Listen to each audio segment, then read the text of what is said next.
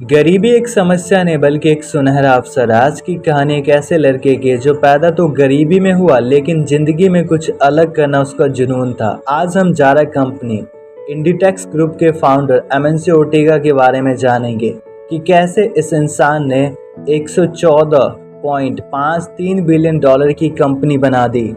तो हमारी कहानी की शुरुआत स्पेन की बसडोंगो डी अरवास लियोन शहर से होती है। एमेंसी ओर्टेगा का जन्म 28 मार्च 1936 को इसी लियोन शहर में हुआ था। एमेंसी ओर्टेगा को एक सेल्फ मेड बिलियनियर और इंडिटेक्स फैशन ग्रुप के संस्थापक के रूप में जाना जाता है, जिसमें फैशन जारा ब्रांड भी शामिल है। दोस्तों, एमेंसी ओर्टेगा की सफलता की यात्रा दृढ़ संकल्प, कड़ी मेहनत और उद्यमशीलता की भावना की एक उल्लेखनीय कहानी है। इनका प्रारंभिक जीवन वित्तीय संघर्षों, फाइनेंशियल स्ट्रगल्स और गरीबी से भरा था। उनके पिता एक रेलवे कर्मचारी थे और उनकी मां एक घरेलू नौकरानी के रूप में काम करती थी। 14 साल की उम्र में उन्होंने स्कूल छोड़ दिया और कोरोना स्पेन चले गए, जहां उन्होंने एक शर्ट निर्माता कंपनी के लिए डिलीवरी बॉय के रूप में काम किया। इस एक्सपीरियंस ने एमेंसी ओर्टेगा को फैशन और मैन्युफैक्चरिंग की दुनिया से परिचित करवाया। 1960 के दशक में एमेंसी ओर्टेगा ने गाला नामक एक लोकल क्लोथिंग स्टोर में काम करना शुरू किया, जहां उन्होंने रिटेल एंड कस्टमर प्रेफरेंसेस के बारे में सीखा। यहाँ पे एक ग्रेट लेसन सीखा जा सकता है एमेंसी ओर्टेगा से। जो लोग व्यापार कर रहे हैं या करना चाहते हैं, उनको अपने कस्टमर्स के प्रेफरेंसेस के बारे में जानना बहुत इम्पोर्टेंट है, क्योंकि जब तक आप अपने कस्टमर्स की प्राथमिकताओं के बारे में नहीं जानोगे तब तक आप अपने व्यापार में सफल नहीं हो सकते, क्योंकि आपको ये पता होना चाहिए कि आपका कस्टमर क्या चाहता है। एमेंसी ओर्टेगा ने कपड़ा उद्योग में एक सुनहरा अवसर देखा और अपनी पत्नी रोजालिया मैरा, जिनसे 1966 में ओर्टेगा ने शादी की, के साथ मिलकर उन्होंने कन्फेक्शंस गोवा नामक अपनी खुद की ड्रेसिंग गाउन और लॉन्जरी मैन्युफैक्चरिंग कंपनी शुरू की। जबकि कन्फेक्शंस गोवा में शुरुआत में चुनौतियों का सामना करना पड़ा, ओर्टेगा के determination and focus on affordable and fashionable clothes के उत्पादन से उन्हें फायदा हुआ। यहाँ पे दूसरा ग्रेट लेसन एमेंसी ओर्टेगा से ये सीखा जा सकता है कि जब आपको अपने कस्टमर के प्रेफरेंसेस के बारे में पता चल जाता है, तब आपको उन कपड़ों का उत्पादन करना चाहिए जो कस्टमर के अफोर्डेबल एंड फैशनेबल प्रेफरेंसेस के अकॉर्डिंग हो, क्योंकि कस्टमर आपसे तभी कपड़ा खरीदेगा जब आप कस्टमर के प्रेफरेंसेस के अकॉर्डिंग कपड़ों का डिज़ाइन और प्रोडक्शन करोगे। क्योंकि जब कस्टमर आपके पास आते हैं तो वो ऐसे कपड़ों को देखते हैं जो उनके प्राइस के अकॉर्डिंग हो, जो उनके बजट के अकॉर्डिंग हो, जो उनके फैशन डिज़ाइन के अकॉर्डिंग हो, तभी आपकी बिक्री बढ़ती है और आप एक सक्सेसफुल बिजनेसमैन बनते हो। 1975 में ओर्टेगा और उनकी पत्नी ने कपड़े और एक्सेसरीज रिटेलर जारा की स्थापना की। पहला जारा स्टोर स्पेन के कोरोना शहर में खुला। जारा का इनोवेटिव फास्ट फैशन दृष्टिकोण, जिसमें दुकानों में नए डिजाइनों को तेजी से लाना शामिल था, फैशन उद्योग में एक गेम चेंजर साबित हुआ। मौसमी संग्रह सीजनल कलेक्शंस पर काम करने वाले ट्रेडिशनल रिटेलर्स के विपरीत जारा ने कस्टमर्स की बदलती मांगों को पूरा करने के लिए लगातार अपने डिज़ाइन अपडेट किए।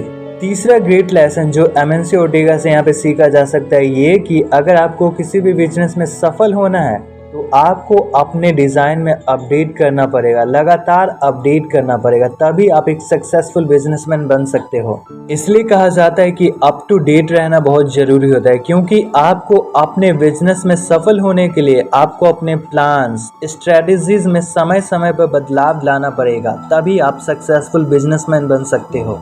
जैसे जैसे जारा का लोकप्रियता पूरी दुनिया में बढ़ती गई, वैसे वैसे एमेंसी ओर्टेगा का भाग्य भी बढ़ता गया। उन्होंने इंडिटेक्स पोर्टफोलियो का विस्तार करते हुए उन लोकप्रिय ब्रांडों जैसे कि पुल&बियर, मासिमो धूती, वर्षका, स्ट्राडिवैरियस, ओशो, यूटेक और जारा होम को शामिल किया। कंपनी की वैश्विक उपस्थिति और सफलता ने एमेंसी ओर्टेगा को दुनिया के सबसे धनी लोगों में से एक बना दिया, क्योंकि जैसे जैसे कंपनी का पूरी दुनिया में विस्तार होता गया, वैसे वैसे एमेंसी ओर्टेगा की सफलता भी बढ़ती गई।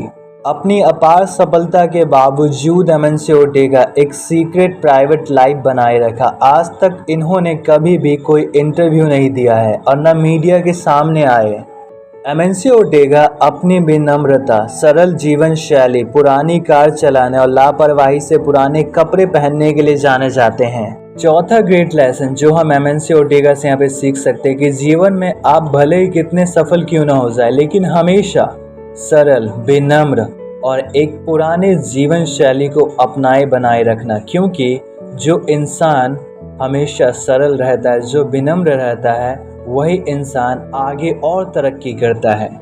हमेशा अपने जीवन में दिखावा करने से बचे और आप जो कुछ भी बनना चाहते हो अपने जीवन में चुपचाप मेहनत करो, क्योंकि सफल इंसान कभी ज़्यादा बोलते नहीं है, कभी ज़्यादा दिखावा नहीं करते हैं। अपनी व्यावसायिक सफलता के बीच एमेंसियो ओर्टेगा को कुछ व्यक्तिगत चुनौती और पारिवारिक समस्याओं का भी सामना करना पड़ा। 1986 में उनका और उनकी पत्नी रोजालिया मैरा का तलाक हो गया। दुखद रूप से रोजालिया मैरा का 2013 में निधन हो गया। इनके 2 बच्चे थे, सैंड्रा और मार्कोस ओर्टेगा मैरा। दोनों काफ़ी हद तक लोगों की नज़रों से दूर रहे।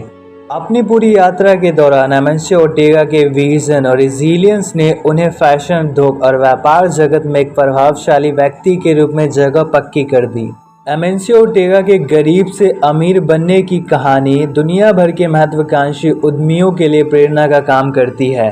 सितंबर 2021 में एमेंसियो ओर्टेगा की कुल संपत्ति $10 अरब से भी ज़्यादा अनुमान लगाया गया था और इनका फैशन उद्योग पर प्रभाव पूरी दुनिया में महसूस किया गया। तो दोस्तों, मुझे उम्मीद है कि आपने इस कहानी के मोरल को समझ लिया होगा कि गरीबी कोई समस्या नहीं होती, बल्कि एक सुनहरा अवसर होता है। ये डिपेंड करता है कि हम इस गरीबी को कैसे देखते हैं, क्योंकि भगवान हमेशा उन लोगों पे ही अपनी जिम्मेदारी थोपता है जो जीवन में कुछ करना चाहते हैं, जो कुछ अलग करना चाहते हैं, वरना नालायकों पे भगवान कोई जिम्मेदारी नहीं देता है। इसलिए हमेशा जीवन में गरीबी को एक पॉजिटिव वे में देखो, क्योंकि वही आपके लिए गोल्डन अपॉर्चुनिटी है, आपको इंस्पायर करेगी कुछ करने के लिए, कुछ बनने के लिए और इस दुनिया में इतिहास रचने के लिए। दोस्तों, ये कहानी एमेंसियो ओर्टेगा का था, जो गरीबी में पैदा होने के बावजूद हार नहीं मानता, जो गरीब से अमीर बनने तक के सफ़र को हासिल करता है। मुझे उम्मीद है कि आपको कहानी पसंद आया होगा। तो अगले वीडियो में मिलते एक नई कहानी के साथ, एक नए वीडियो के साथ। तो वीडियो को देखते रहिए, इस चैनल पे विजिट करते रहिए और प्लीज़ आप सबसे एक निवेदन है कि प्लीज़ मेरे चैनल को सब्सक्राइब कीजिए, वीडियो को लाइक कीजिए, अपने दोस्तों के साथ शेयर कीजिए और हाँ, बेल आइकन को दबाना मत भूलिएगा। और यदि आपको किसी दूसरे टॉपिक पे वीडियो देखना पसंद है तो आप वो भी कमेंट में लिख सकते हैं, ताकि मैं आप सबके लिए उस टॉपिक पे वीडियो बनाकर लेकर आऊँ। Thank you so much for watching this video my dear friend.